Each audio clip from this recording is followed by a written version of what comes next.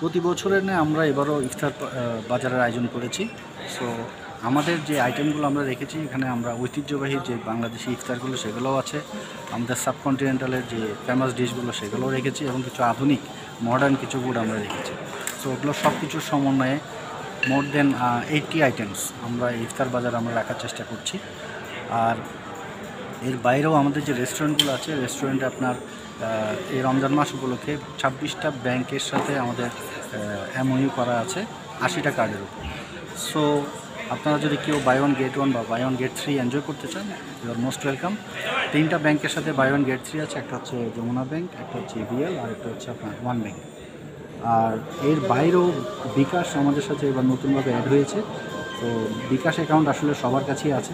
তো কেউ যদি এখানে এসে এনজয় করতে চান বাই ওয়ান গেট ওয়ান ফ্যাসিলিটিসটা তারা বিকাশের মাধ্যমে এনজয় করতে পারবে। এটার বাইরেও আমাদের এখানে এবার সহুরেও same by one gate 3 facilities আমরা রেখেছি। আর কেউ যদি বড় স্কেলে কোনো ফাংশন করতে চান, আপনার ইফতার উইথ ডিনার 200 জন, 500 জন বা 1000 জন বা ততোধিক, আমাদের সেই ক্যাপাসিটি আমাদের আছে।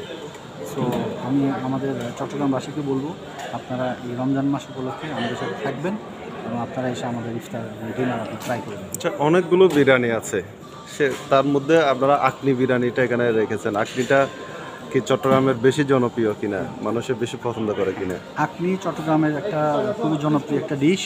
সো এবং চিটাগনিয়ানরা বিফটাই বেশি পছন্দ করে, তো সেই জন্য আমরা বিফ আখনি রেখেছি। আজকে আমরা বিফ রাখলাম, কালকে দেখবেন আমি আবার মাটন আখনিও রাখছি, তেহেরিও রাখছি, ঠিক আছে, সবই আমরা রাখছি। সো যাতে আমাদের যারা গেস্ট তারা যেন কোনোটা থেকে বঞ্চিত না হয়। ধন্যবাদ, থ্যাংক ইউ।